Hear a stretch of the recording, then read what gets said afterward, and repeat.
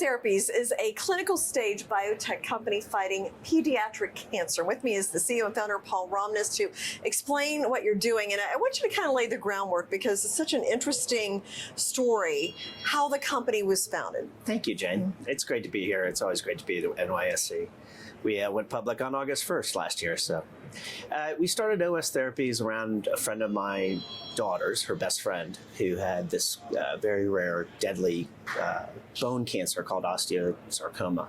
Only happens about 1,000 times a year in the United States, but 20 to 30,000 dogs a year get it in the United States. It's the #1 disease killer in dogs. #2 killer after automobiles, as you might expect.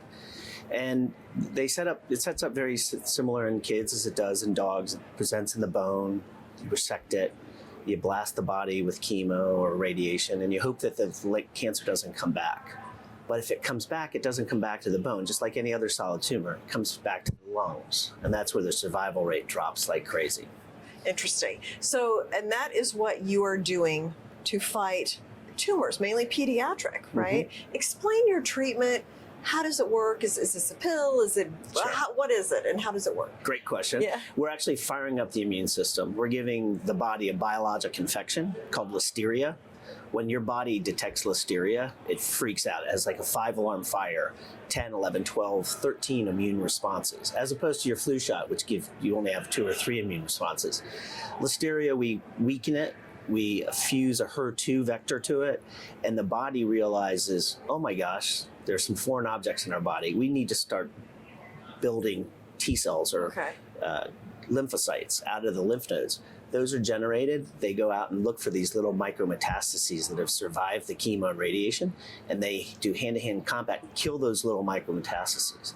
It's those little micrometastases that are looking for oxygen and soft tissue to land, and that's why they land in the lungs and the brain. Okay. Great oxygen, great soft tissue, and that's when they spread, and that's when cancer gets very deadly.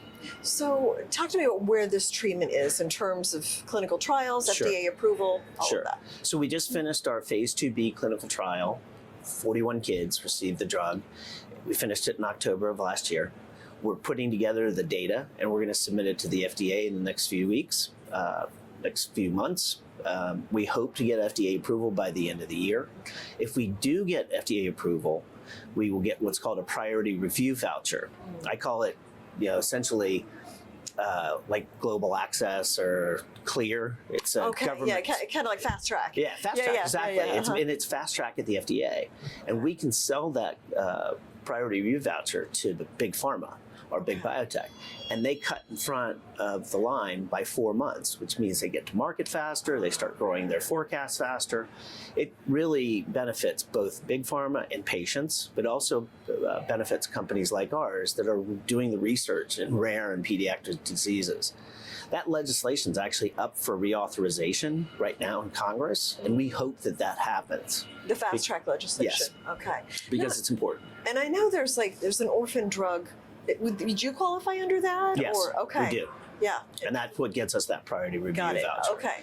But we also, if we get FDA approval, we're going to pivot to other solid tumors. Because unfortunately, there are some great new treatments for breast cancer, but there are still some 40,000 people a year dying of breast cancer. And that's because it's been metastasizing to the lungs and to the brain. Colorectal cancer, esophageal cancer. We started the company around unmet medical need. A little bit contrarian approach. We're going to focus on those unmet medical needs. We're going to go where everyone else isn't going. Right.